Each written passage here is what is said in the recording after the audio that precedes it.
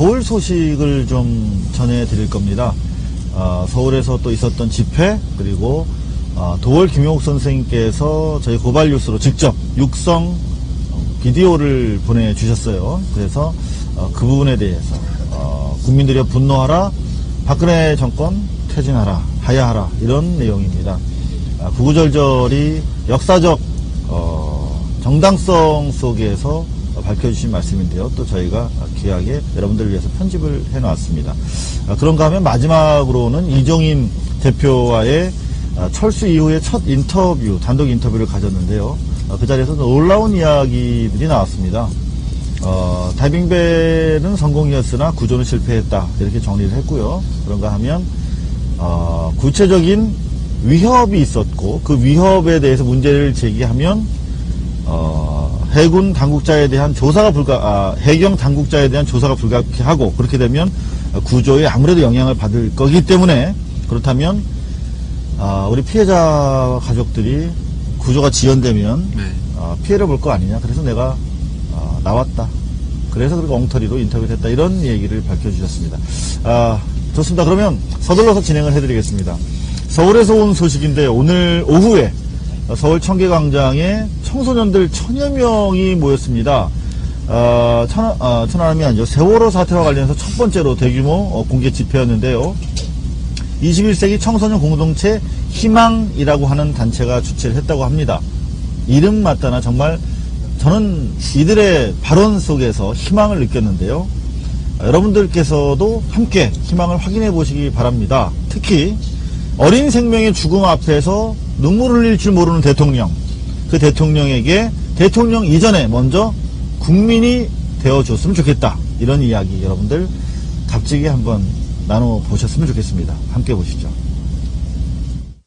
이 사건이 잊혀지지 않고 이 사건의 책임자가 정확히 누군지를 밝혀내야 하는 이 언론의 중요성에 대해서 말하는 발언이었습니다. 다음 발언 듣겠습니다. 안녕하십니까. 저도 경기도에서 온 고등학교 2학년생입니다. 여러분은 오늘 이 자리에 오실 때 주위 사람들에게 어떤 말을 하고 나오셨는지 모르겠습니다. 저는 엄마한테 거짓말하고 나왔어요. 나가기 전에 어디 간다고 말을 하고 나가야 되잖아요.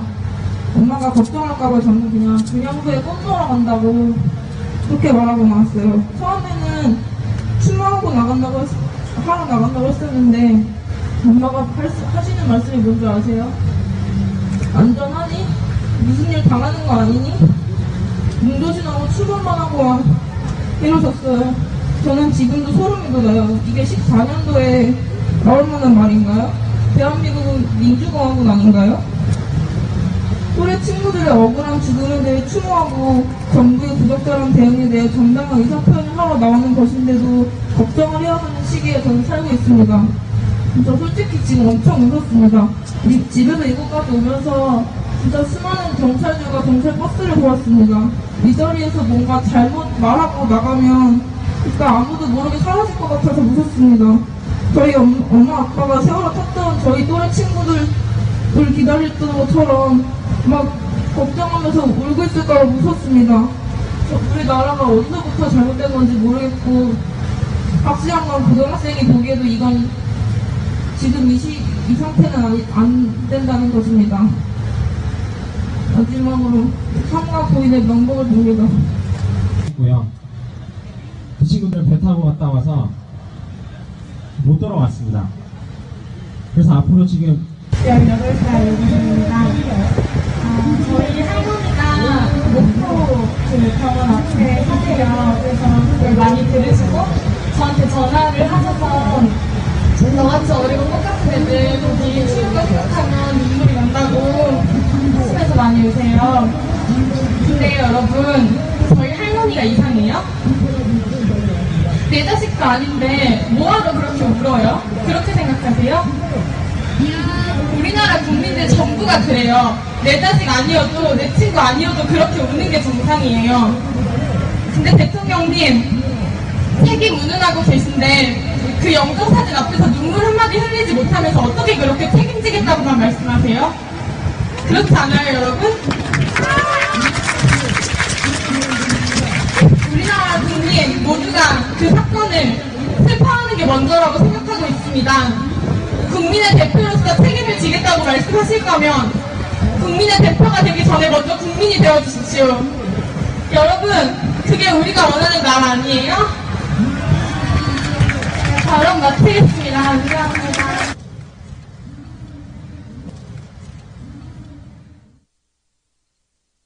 국민이 되어줬으면 좋겠다.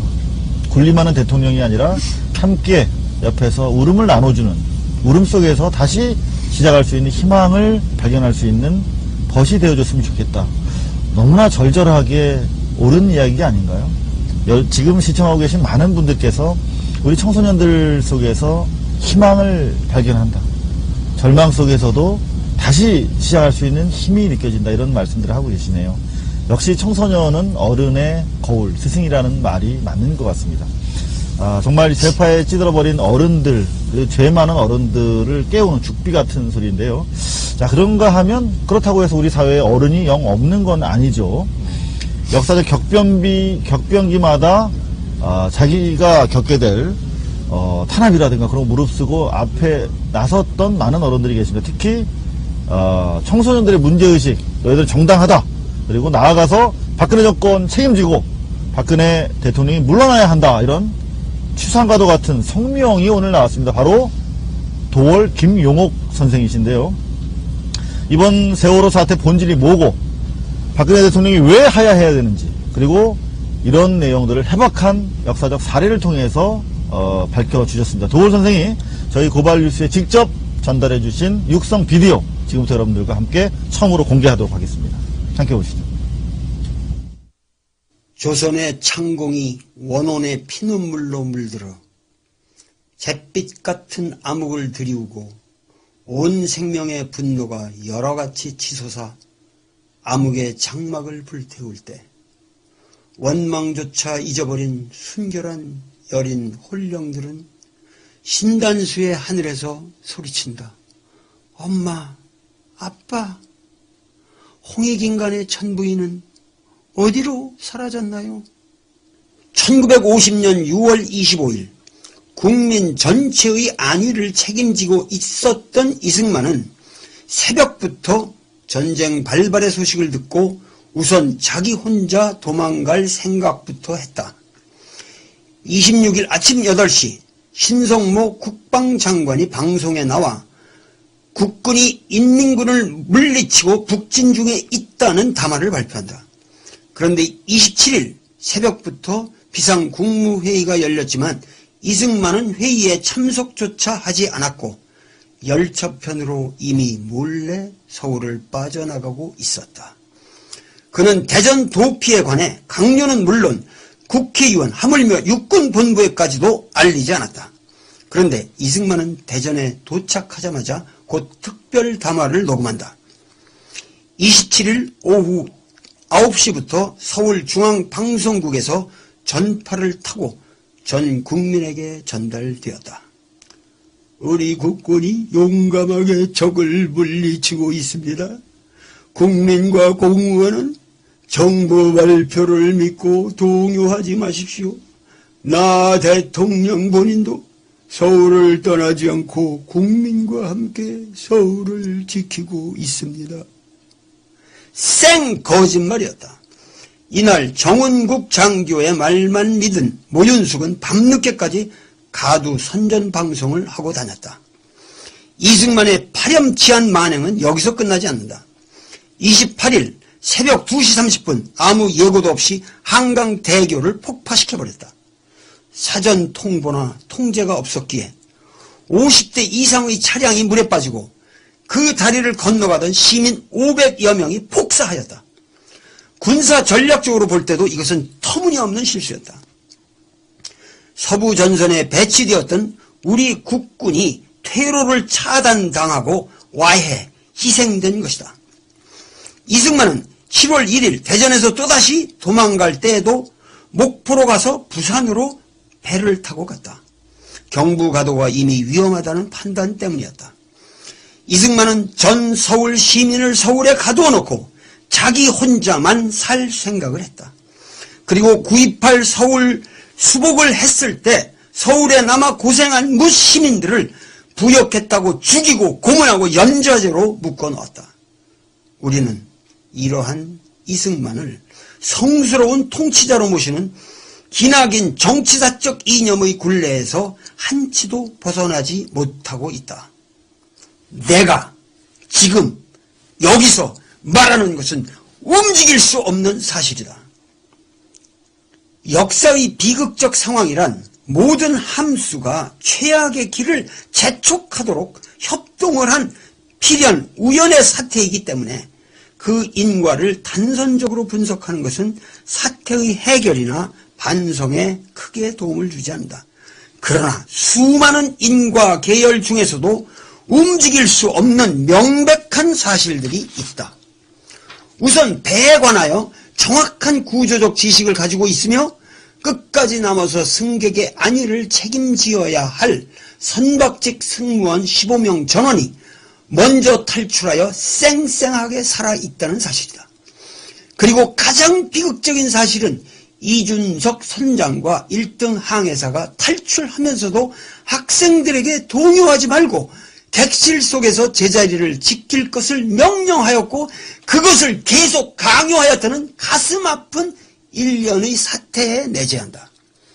모든 비극은 이 하나의 움직일 수 없는 명백한 사실로부터 연역되는 것이다. 인간은 이기적 동물이다. 위기 상황에 누구든지 나 먼저 살고 보자는 본능적 움직임은 충분히 이해될 수 있는 것이다. 그런데 이승만과 이준석의 경우 도덕적 양심을 우는치 않더라도 이러한 생존 본능의 논리조차 적용될 수가 없다. 왜냐하면 이승만의 서울 탈출이나 이준석의 세월호 탈출은 전혀 시민 승객의 탈출과 충돌을 일으키는 사태가 아니었기 때문이다. 이승만은 서울을 빠져나오면서도 서울 시민들에게 탈출을 권고할 수 있었고 이준석은 세월호를 빠져나오면서도 승객들에게 같이 탈출하자는 얘기를 할 수 있었다. 아니 해야만 했다. 자신의 탈출이 학생들의 탈출로 인하여 저지되는 상황이 전혀 아니었기 때문이다. 일본 토호쿠 지진 때도 미야기 농고의 학생들은 다급한 상황에서도 소, 돼지, 축사의 문을 열어주고 피신했다. 하물며 인간이랴. 이것은 이승만과 이준석의 DNA 심층 구조 속에까지 사람은 존엄과 보호의 대상이 아니라 통제와 관리의 수단일 뿐이라고 하는 비인성적 무책임한 의식이 자리잡고 있다고 하는 사실을 전제하지 않으면 풀리지 않는다. 이들이 생각하는 코스모스는 다중의 죽음이다. 죽음의 질서인 것이다. 이것은 우발적인 사태가 아니라 우리 민족사의 구조적 사태인 것이다. 임진왜란이 일어났을 때도 선조는 대책 없이 먼저 도망을 쳤다. 사실 왜군은 이순신에게 해로를 차단당해 보급이 끊겼기 때문에 식량이 없었고 지쳐 있었다. 서울은 한강으로 둘러싸인 천혜의 요새다. 그리고 당시 서울에는 화약이 27,000근이나 저장되어 있었다. 한강의 대형 수송배들과 지형을 활용하고 강북 강변에 군사를 배치하여 대처했더라면 왜군의 도강을 쉽사리 막을 수 있었다. 그러나 선조는 가마를 메어줄 사람도 없어 우중의 말을 타고 쫄쫄이 비 맞고 굶으면서 북상에 북상을 거듭했다. 그러면서 이승만처럼 자기가 건넌 임진 강변의 건물과 배는 다 태워버렸다. 한번 생각해보라. 그가 의주까지 도망갈 때 그의 말을 이끌었던 말단 관리 리마와 임난을 승리로 이끈 불세출의 영웅 이순신 장군의 두 사람의 공헌을 평가할 때 누굴 더 높게 평점했을까? 외란이 끝나고 전체 훈공을 평가하는 자리에서 선조는 이순신이 일적추의 목도 베지 못했고 일적진도 함락시키지 못했다고 생 거짓말을 하면서 외란을 토평한 것은 오로지 자기가 의주에서 요청하여 온 천병 덕분이라고 말한다. 선조의 의식 속에서는 이순신이나 외적과 피 흘리며 싸운 의병들보다 자기 말머리꾼이 더 위대한 것이다. 호성, 선무, 청란, 삼공신, 도감, 의궤에 의거한 것입니다. 지금 전 국민의 애간장을 끓게 만드는 것은 세월호가 기울기 시작한 최초의 시각으로부터 적게는 20분, 넉넉하게는 2시간 정도 충분히 사태 해결을 위한 구명 결단의 여백이 있었다는 엄연한 사실이다. 그러나 그 어느 누구도 이 최초 절명의 황금 시간에 아무런 결단을 내리지 않았다. 언론은 부정확한 보도로 사태를 흐리게 했을 뿐 아니라 모든 관련된 국가행정부서의 사람들은 혼선을 빚기만 하는 다양한 대책본부를 꾸리기만 하면서 책임을 회피하고 황금시간을 허송했고 또 거짓말만 남발했으며 그 사건 현장에 당도한 그 어느 누구도 학생들이 애처롭게 죽어간다는 것을 이 끔찍한 사실을 목도하면서도 주체적인 판단을 내리지 못했다. 이순신이 좌수사로서 당시 세태의 관행에 역행하여 임난 직전에 수군과 화포와 전술과 전함을 정렬해 놓았다는 이 사실은 오로지 그의 독자적 판단에 의거한 것이다. 이러한 이순신에게 선조는 원균의 모함을 빌미로 종적죄를 씌워 서울로 끌어올리자마자 심한 고문을 가했다. 삼도 수군 통제사로서 5년 동안 나라를 구한 명장을 함부로 나국한 것이다. 이순신은 노량해전에서 전사할 때까지도 그 지독했던 고문의 후유증에 시달렸다. 우리 역사는 구조적으로 책임을 질 줄 아는 결단의 인물을 키우지 않았다. 호골이란 성군 문왕의 다스림이 없이도 태어난다고 맹자가 말한 그 리더십의 주인공들에게 경의를 표하지 않았다. 오로지 민중의 직감적 판단 속에서만 우리 사회의 정의는 지켜져 내려온 것이다. 이러한 사태는 현재 우리가 살고 있는 이 시대의 역사가 총체적 부실 속에서 결정권자가 부재한 상태로 표류하고 있다는 사실을 입증하고 있는 것이다. 그 총체적 부실의 주체는 다름 아닌 박근혜 정부이다. 그리고 이 박근혜 정부의 구조적 죄악의 책임은 궁극적으로 모두 박근혜 본인에게 돌아간다. 세월호 참변의 전 과정을 직접적으로 총괄한 사람은 박근혜 한 사람일 수밖에 없다. 그의 정부의 사람과 이념, 그 모든 것이 박근혜가 창조한 것이다. 그만큼 통치의 정점은 국가의 안위에 막중한 영향을 끼친다. 그런데도 박근혜는 진심 어린 전면적인 사과의 한마디도 없었다. 과거의 황제인 한나라의 문제조차 불상사가 일어날 때마다 거느리고 있는 신하를 탓하지 않고 자기가 국민 앞에 직접 사죄했다.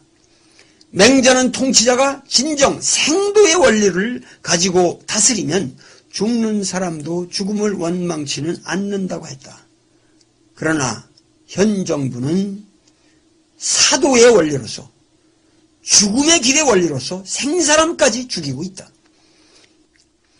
이 불상사는 99.99%의 대중을 희생시켜 0.01%의 부귀 권세가들을 봉양하려는 이명박 정부 이래의 줄기찬 신자유주의적인 정책 기조가 교육, 경제, 정치, 행정, 법률, 문화 전반에 끼친 영향이 만들어낸 것이다.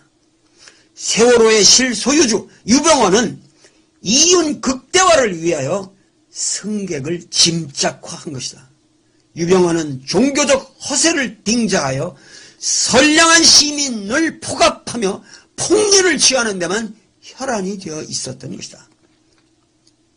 이 사회의 주류 언론들이 이 기회에 박근혜 대통령이 책임 소재가 있는 모든 행정조직, 또 세모, 청해진과 같은 음흉한 범죄기관을 발본색원해야 한다고 과격한 주장을 펴지만 이것은 사태의 본질적 해결이 아니다.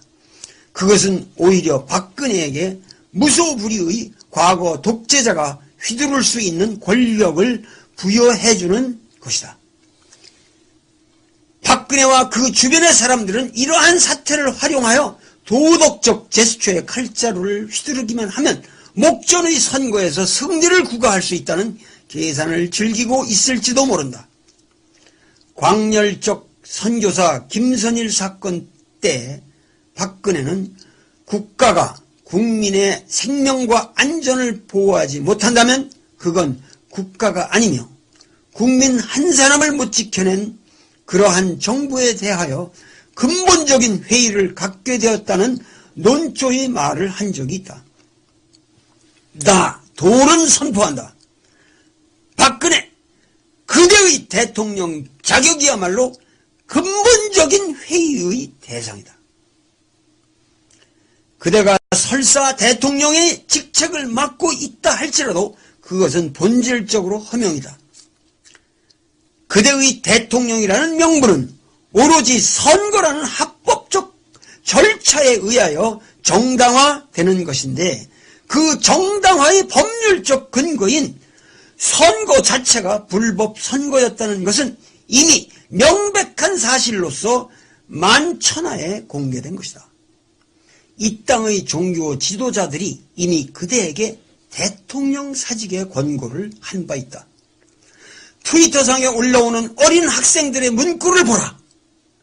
그 속에 이 시대의 진실을 말해주는 항변의 언사들이 많다.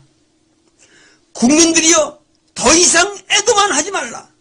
의기소침하여 경건한 몸가짐에만 머물지 말라. 국민들이여 분노하라. 거리로 뛰쳐나와라. 정의로운 발언을 서슴지 말라. 박근혜여, 그대가 진실로 이 시대의 민족 지도자가 되기를 원한다면 대통령직에서 물러나는 것이 정도일 것이다. 그러나 그것이 차마 여의치 못하다고 한다면 정책의 근원적인 기조를 바꾸고 거국적 내각을 새롭게 구성하여 그대의 허명화된 카리스마를 축소하고 개방적 권력 형태를 만들며 주변의 어리석은 유신 잔당들을 척결해야 한다. 그들은 통치 능력이 부재한 과거의 유물이라는 사실이 이미 명백하게 드러났다. 그대의 양신은 민족이다. 부자만 옹호하는 현 정부의 가치관이 빚어낸 부패와 무능, 협잡과 유착의 고리들이 우리 사회를 휘덮어 악취를 풍기고 있다. 대통령의 사과는 언변이나 몸짓, 슬픔을 가장하는 표정이 아니다. 그것은 사회의 시스템과 가치관을 근원적으로 변혁하는 것이다. 정치란 다양한 요소들이 합생하여 새로움을 창출하는 과정이다. 그대는 결코 우리 사회의 새로운 기폭을 창조하지 못했다. 규제를 왜 푸는가? 그대의 규제 풀음은 가진 자를 위한 것이다. 그대가 풀어야 할 규제는 사상 통제의 규제이며 언론의 규제이다. 유통을 장악하고 골목 상권까지 독점하는 모든 대자본에 대하여 규제를 강화하라. 중소자영업자들의 생활세계를 보호하라. 이것이야말로 민중의 갈망이다. 언론을 바로 세워라. 그대는 국가 개조를 말했다. 그러나 그대가 중심이 된 국가 개조는 악순환만 초래한다. 이 사태를 해결하기 위한 시스템의 근원적 변화는 그대의 시녀가 되어버린 검찰이나 행정체계가 중심이 되는 것이 아니라 보편적 원칙에 따른 국민적 합의가 창출한 새로운 기관에 의하여, 다시 말해서 국민이 주체가 되어 국민 스스로의 미래를 개혁해 나가는 과정을 그대가 적극 도와주는 그런 변화이어야 한다.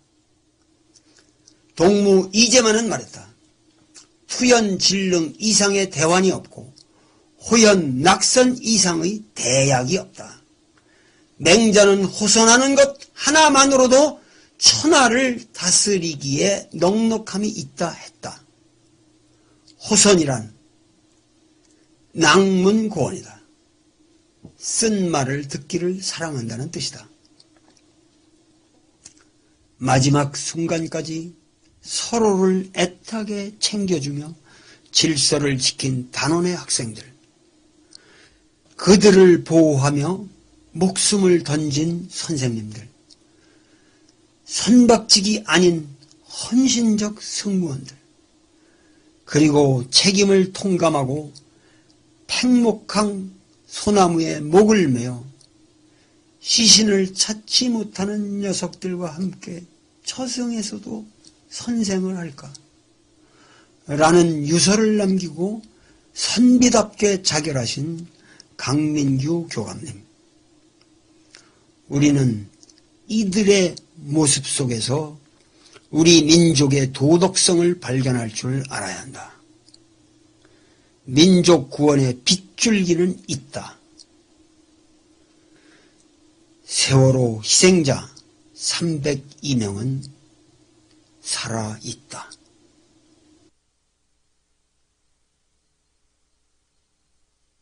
여러분들 어떻게 보고 또 들으셨습니까? 많은 댓글들 실시간으로 올라오고 있는데요. 정부에서 가만둘지 모르겠다. 도울 선생님 너무 걱정된다. 명문이다. 뭐 이런 말씀들 특히 많았고, 청와대에서 꼭 봤으면 좋겠다. 하지만 혹시 이해할 수 있을지 의문이다. 뭐 이런 댓글들이 있었습니다. 고발뉴스의 귀한 육성 비디오를 기고해 주신 도울 김용욱 선생님께 다시 한번 감사 말씀드리고요.